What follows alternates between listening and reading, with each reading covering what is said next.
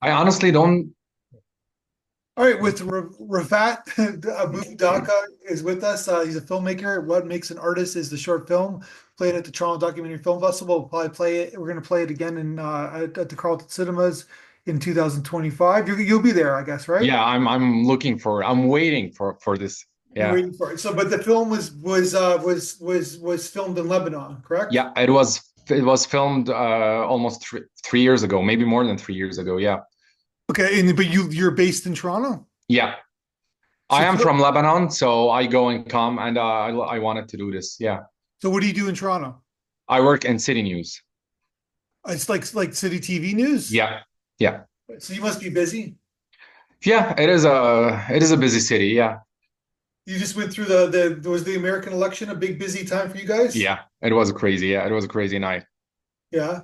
And then we Yeah. got we'll have an election next year where Yeah, it is fun though. It is fun. Like we wait for these times when it's very political. It is fun to be in journalism when that's what the it's. ratings is though, right? Like that people like it's like all the real news is not doesn't get good ratings, but like I the mean, sports stuff. American elections also something Yeah. that everyone around the world waits for. That's what I'm saying. But Yeah, it's not real news. It's just like sensational kind of stuff. And I hate the that result is part. real. I hate that part that it's more of over the time. It's coming more of celebrity news now. Yeah, It's more than exactly. elections, more than real. But Yeah. yeah. All right, so let's talk about what makes an artist. So what motivated you to make this film? Well, well, honestly, I'll try to be short for this one, but I knew the people since I was a child, and I've always tried to think like, why are they so perfectionist? Because I'm so close to them in every project they do, and they try to always. They had many shortcuts, opportunities to do shortcuts, but they didn't accept that. So I was always curious. And then when I started my career, I was kind of understanding them more. So they were always in my head. Whenever I had a choice, I would like, oh, I understand now why did they make that? And also it was also personal because the last few years, these people stopped going on interviews. They've been interviewed by every major network, many documentaries, not just in the Middle East, in Europe too. And then they stopped going on interviews, and they would tell me that it's the same thing, same question: what motivated you to do this job, and then on your future projects, whatever your obstacles. And they felt that repetitive. I told them, well, I want to try something new, and it is.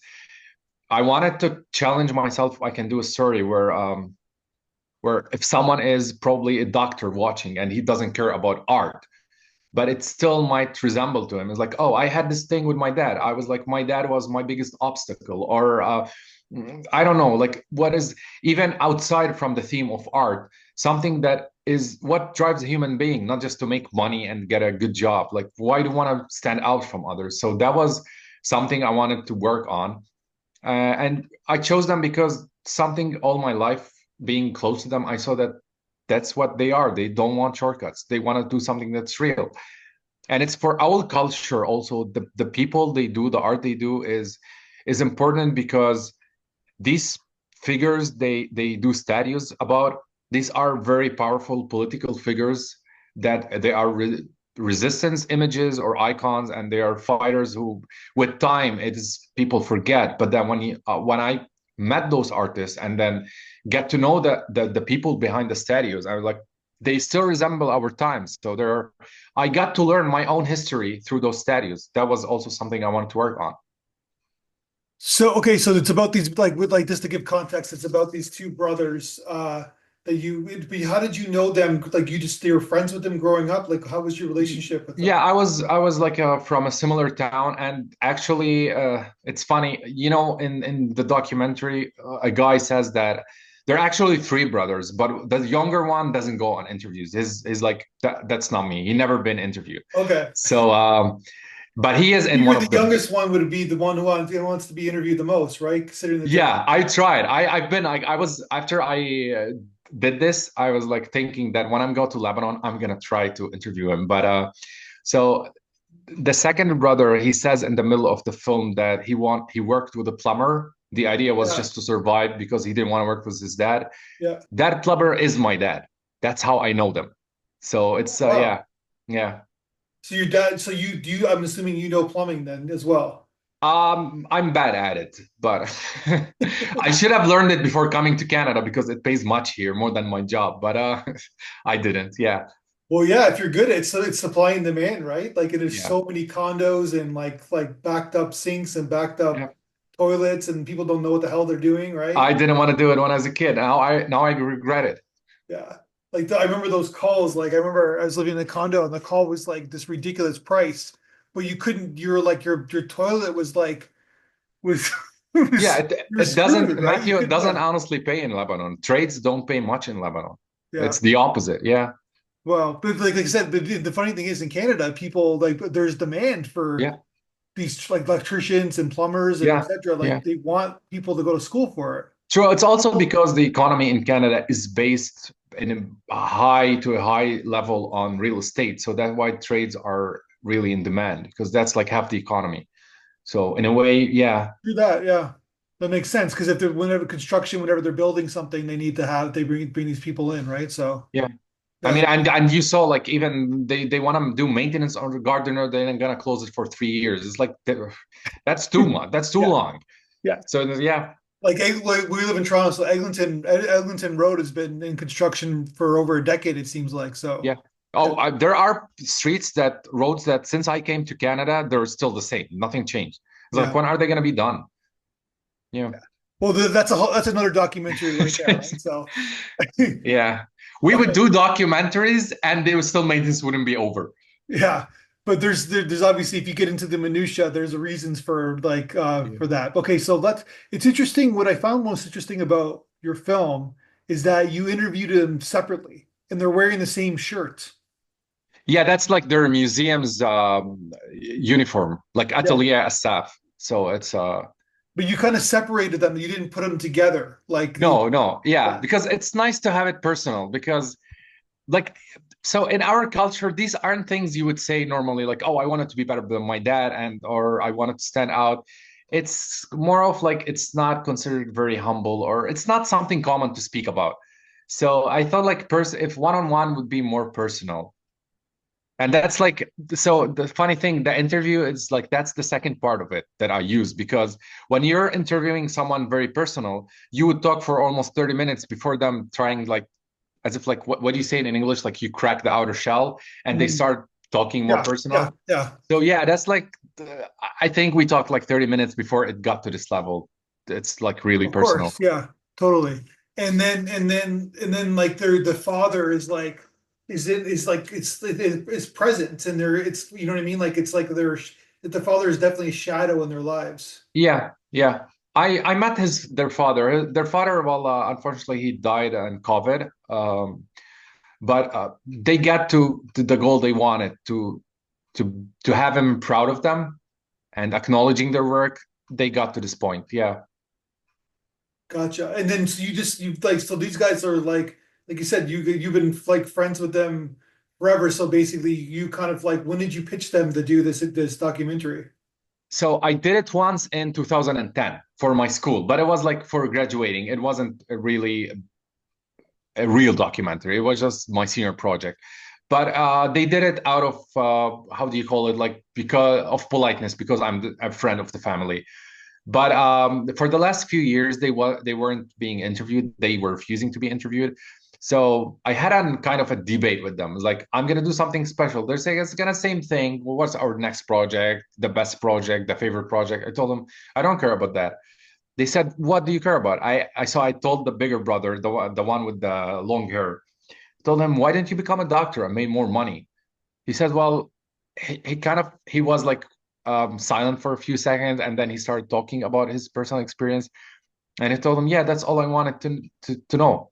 He said, "Oh, just that?" I was like, "We say that every time in every interview. You just cut it out." I told him, "Well, that's the only thing I care about because it's like if you're doing something like this kind of work."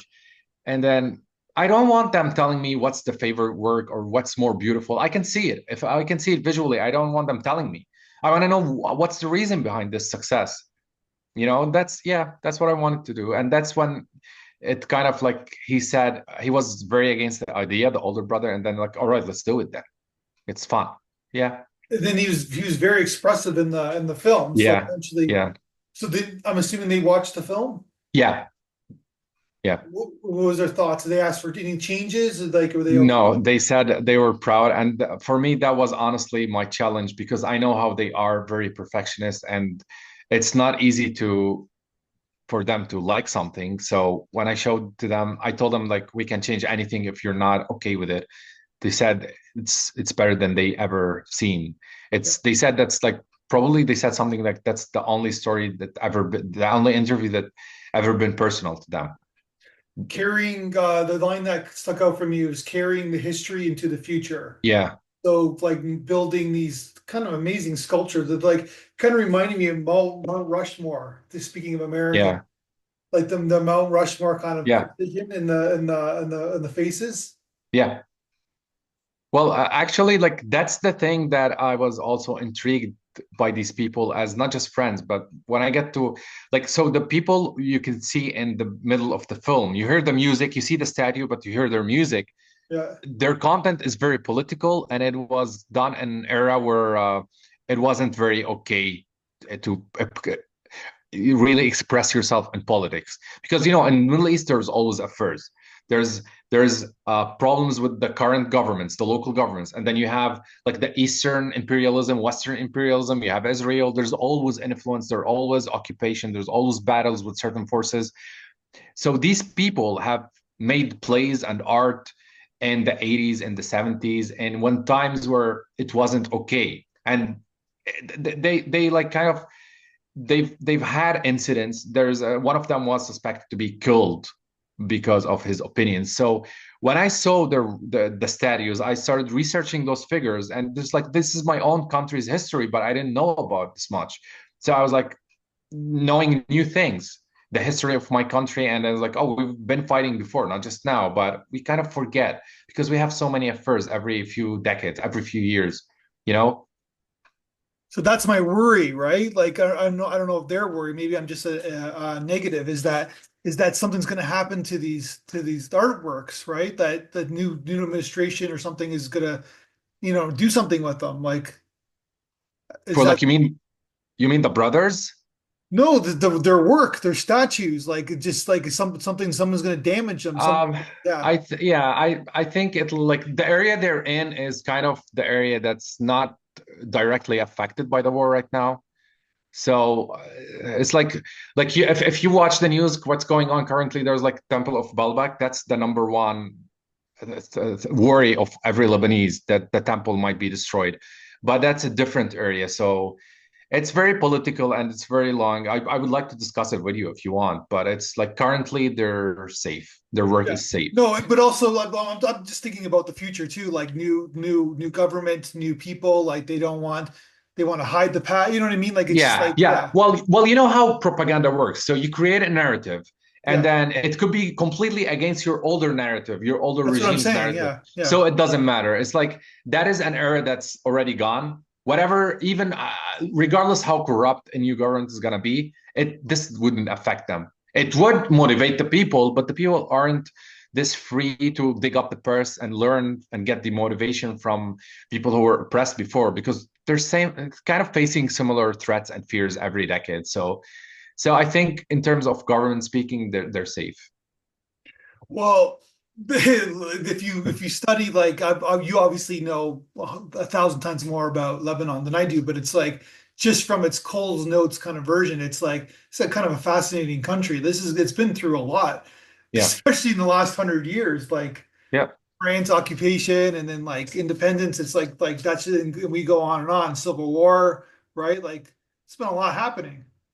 It's really respectful to me that you called it France occupation because you know how, and now that's something else, but in I like hope philosophy I or wasn't offending by saying no, that. no, no, no. For me, I love that, but because there's like you would offend France if you call it occupation. They don't call Well, it that. come on, it is like that's what they were but doing, uh right? but Yeah, you know how like the people who are colonized, many of them have kind of had a relation with their colonizer, sure, and of course, so yeah, many Lebanese look at France and like they didn't occupy us, they made us better. There is gotcha. always the same way it happened in India and places in Africa.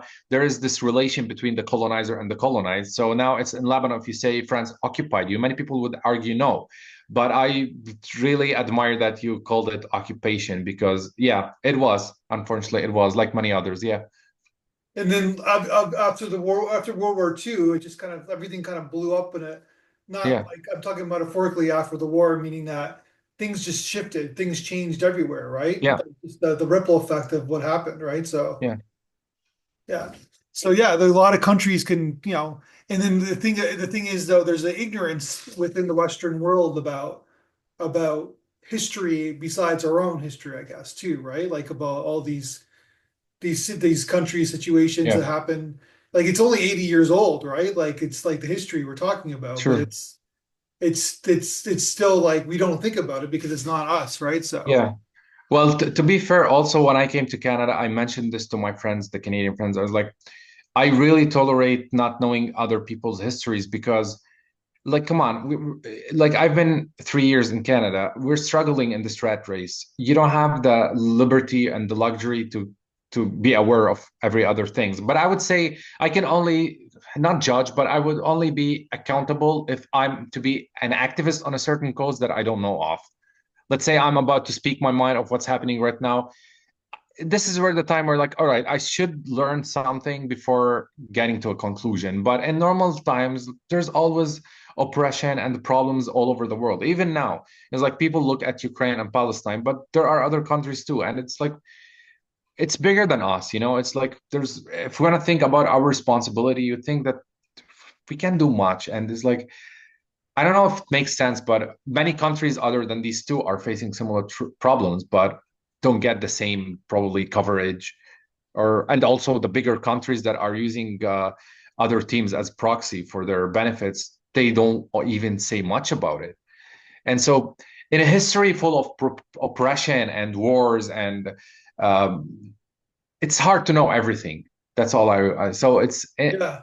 yeah, that's all. No, well, 100%, right? So that's like, yeah, it's like I said, like I kind of paraphrased that a lot has happened in the last like 80 years, right? Yeah, So, yeah. So, but and then so then this to bring back things back to your film, it's like it's you're showing your history.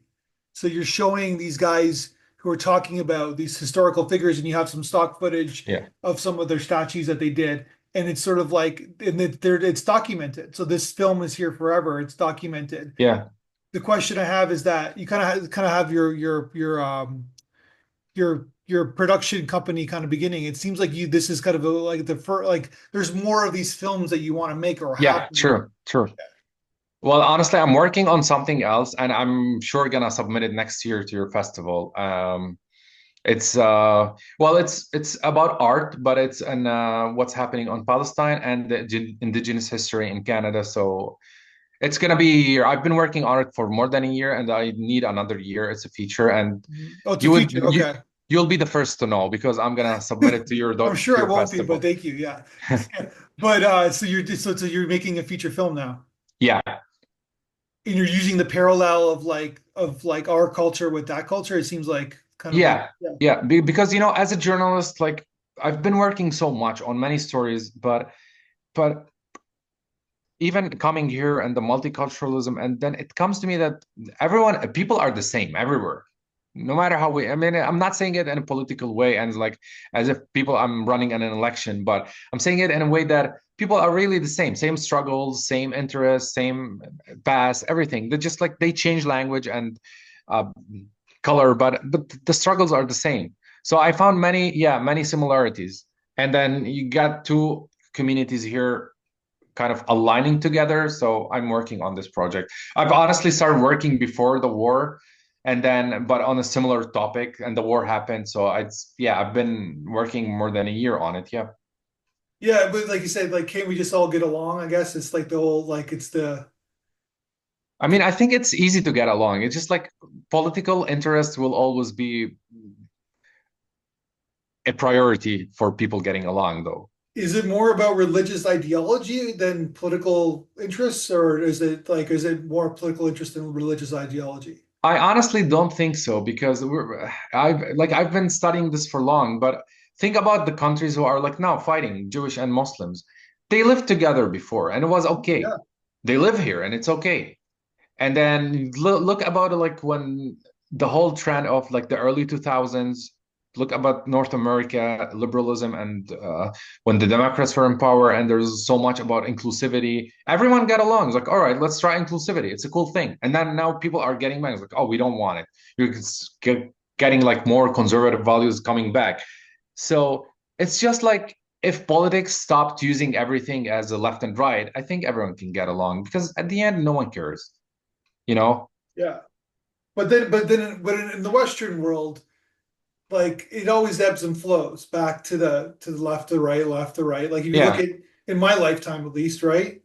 North Canada, United States, it always ebbs and flows. It doesn't go too far to the extreme.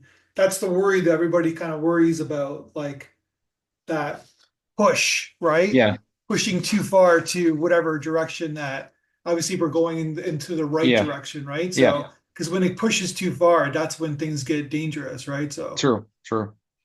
yeah, And it's like honestly, I don't know how this would sound, but from a different culture, coming from a different background, I always find that the values we are fighting for in Canada aren't really necessary to fight over.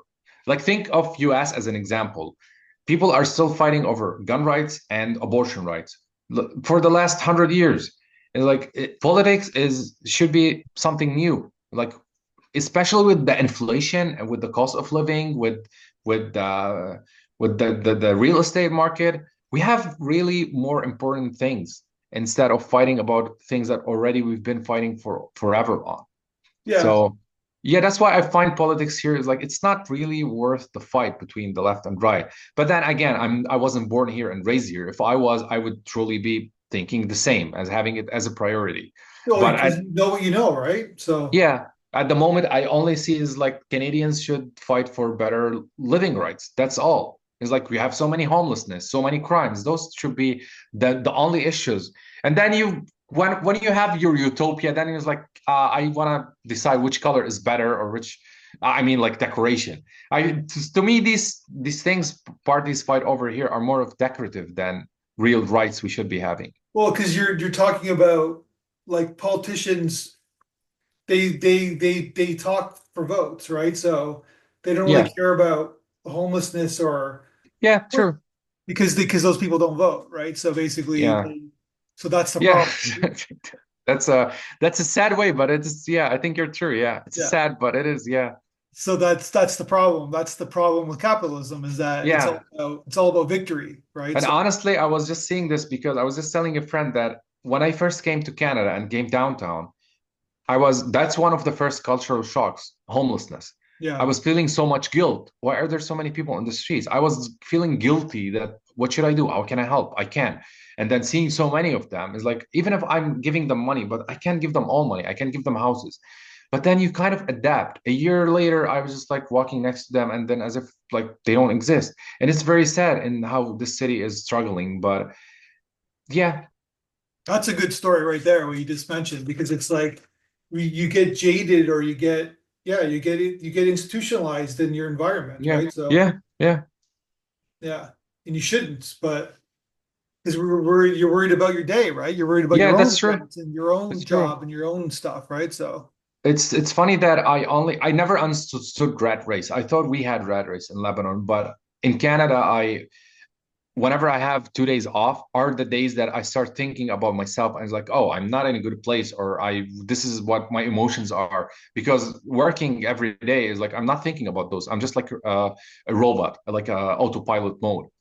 Yeah, yeah, it's one of those things where like you're always going to have problems, right? So it's like if I get this much money, I'm not going to have problems. You're yeah, just going to true. have new problems, True. right? Yeah, it's true. It's true. If I get the woman I love Yeah, to marry me, then basically then I'm going to be happy. You're just going yeah. to have, you know what I mean? It's just like And it, yeah, you're true. You're correct. I'm gonna say it in a way that's very childish, but it explains everything. That I used to have many dreams. yeah. Here now is like I'm hoping next month I will make more money so I can buy a PlayStation. That's how your goals shrink because of the difficulties, you know? Yeah.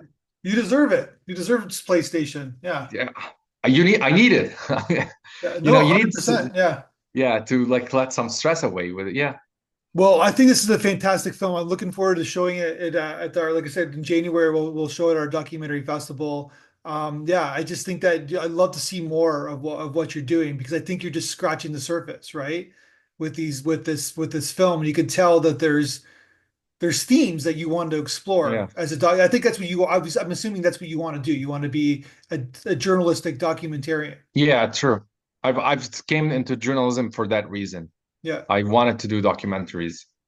And then so you're working for the news, and you gotta do what you gotta do, right? Like you gotta. Yeah, like I've worked with many outlets in the Middle East, with all the names that are popular. It's news is news. You'll not get the chance to do the stories that you care about in news. So that's why I was like, all the time, free time I have, I'm gonna invest in doing the stories that I think can be kind of a path for like the next generations. Or I mean, like it's not that big. The way I'm putting it, as if my documentary was this huge for the generations to come. But I mean, even if it's very small, but at least I feel like I'm doing my civic duty in documenting something, you know, even if it's tiny. But it gives me more pleasure and satisfaction than just going on with the job, you know.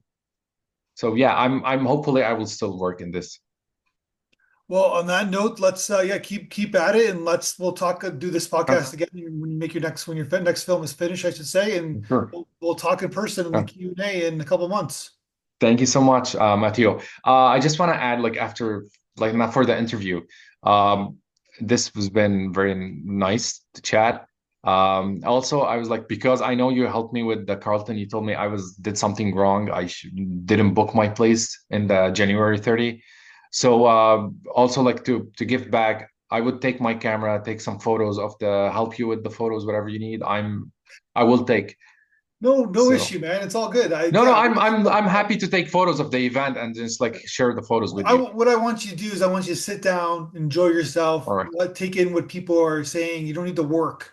Just take in, Yeah. enjoy the rest of the film. I mean, I'm really happy to be part of your work. I No, but love you know what what I you. mean? Like just that's your Yeah. job. Your job is to take in your film and see what people and you know what I mean? Take in the All enjoyments. right. Thank you. Thank you so much, Matthew. All right, let's talk again soon. Pleasure. Have a good night. Thank you.